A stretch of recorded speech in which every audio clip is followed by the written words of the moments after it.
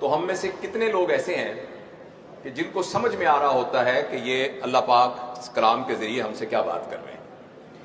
ہمارے ایک دوست ہیں، میں پرائیویسی کی وجہ سے ان کا نام نہیں لیتا، وہ پاکستان کے ایک صوبے کے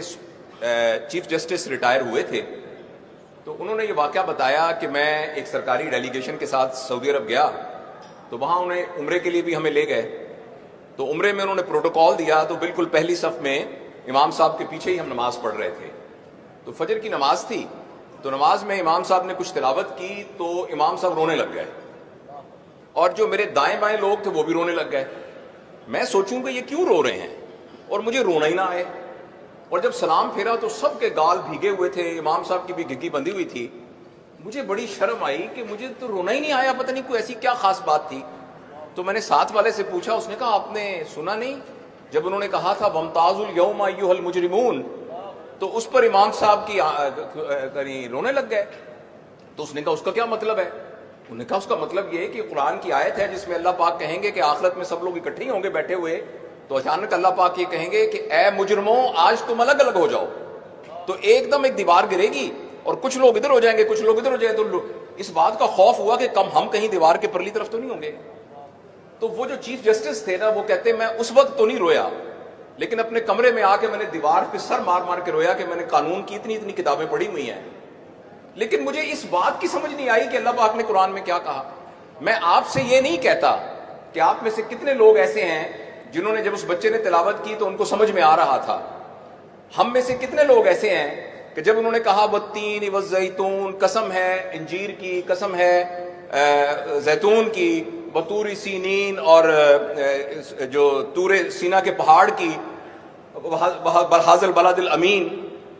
تو ہم میں سے کتنے، اور انسان کو بہترین خلق سے پیدا کیا، تو ہم میں سے کتنے لوگوں کو یہ بات سمجھ میں آئی تھی کہ اس طرح کی عجیب ڈفرنٹ قسم کی قسمیں کھانے کے بعد اللہ پاک نے یہ کیوں کہا ہے؟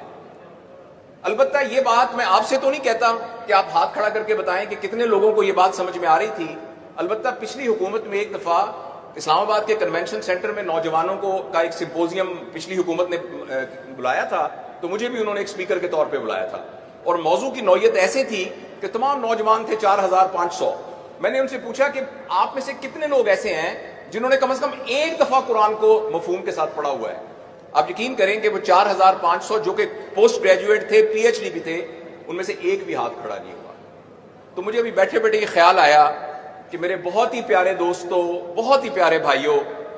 تھوڑے ہی عرصے کے بعد ہم نے اس دنیا سے چلے جانا ہے، اور اللہ کے سامنے پیش ہو کے ہم نے جو کچھ اس دنیا میں کیا ہے اس کا حساب دینا ہے۔ اس حساب میں ساتھ حضرت ابو بکر صدیق بھی حساب دے رہے ہوں گے، حضرت عمر، حضرت علی بن ابی طالب، حضرت عثمان، صحابہ، یہ سب حساب دے رہے ہوں گے جنہوں نے اپنی پوری، اور میں اور آپ بھی وہاں کھڑے ہو کے اللہ کے سامنے حساب دے رہے ہوں گے۔ آج کی اس تقریب میں میرے خیال میں آپ سے دست بدستہ گزارش کرتا ہوں، ٹیک ہوم میسج یہ ہے کہ آپ کے بچے کے ایف ایس سی میں نمبر نہیں آئے، اس بات پر گھر میں 10 دن سوگ ہوتا ہے، تو اس بات پر بھی سوگ ہونا چاہیے کہ میرے بچے کو تو قرآن کا پتہ ہی نہیں ہے۔ بچے کو کیا، مجھے بھی نہیں پتا، میں ایک جگہ کا بڑا افسر ہوں، میں بہت مالدار ہوں، میری بڑی پراپرٹی ہے، میں نے ایک دفعہ بھی قرآن کو مفہوم کے ساتھ نہیں پڑھا۔ آپ حضرات کچھ لوگوں کا تعلق آرمی سے ہے، آپ ایک ایکسپیڈیشن کے لیے کوئی بھیجیں اور ان کو ایک مینول دیں جس میں سارا روڈ میپ ہو، اور وہ آپ کا جو بندہ ہے وہ وہاں جائے اور جا کے وہ روڈ میپ ہی نہ کھولے۔ تو اس طریقے سے اللہ تعالیٰ نے اس دنیا میں ہمیں بھیجا تھا کہ ہم یہاں آ کر لارجر دین لائف کوئی کام کر کے جا سکے۔ نبی کو مثال کے طور پر بھیجا اور ایک مینول بھیجا۔ میں آپ سے صرف گزارش کرنا چاہتا ہوں کہ میں کوئی عالم نہیں ہوں، کوئی لمبی چوڑی آپ سے کوئی مذہبی گفتگو نہیں کر سکتا، صرف یہ گزارش کرتا ہوں کہ آج سے ایک عہد کر لیجئے کہ آج سے، کل سے نہیں، آج سے گھر کے تمام افراد کو اکٹھے کر کے کم از کم آدھے گھنٹے کے لیے سارے لوگ اہتمام سے قرآن کا کم از کم ایک رکوع ترجمے کے ساتھ پڑھیں گے۔ میں آپ کو پوری ذمہ داری سے کہتا ہوں آپ یہ گھر میں کرنا شروع کر دیجئے۔ قرآن خود معلم ہے،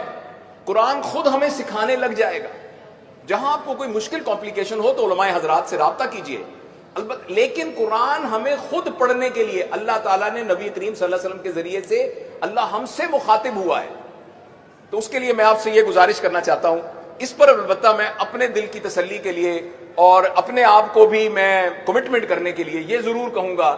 کہ آپ میں سے کتنے لوگ، خاص طور پہ ہماری بیٹیاں اور بہنیں،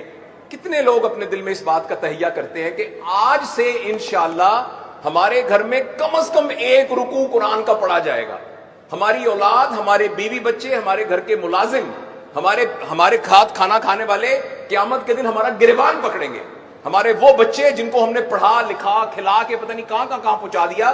وہ ہمارا گریبان پکڑیں گے کہ آپ اتنے پڑھے لکھے، اتنے مالدار، اتنا سب کچھ تھے، آپ نے ہمیں ایک دفعہ بھی قرآن نہیں پڑھ کے مفہوم بتایا، آپ کو پتہ ہی نہیں سورہ کہف میں کیا لکھا ہوا ہے، آپ کو پتہ نہیں سورہ اعراف میں کیا لکھا ہوا ہے۔ تو میرے بھائیوں، یہ میری گزارش تھی، اللہ تعالی ہم سب کو عمل کی توفیق نصیب فرمائے۔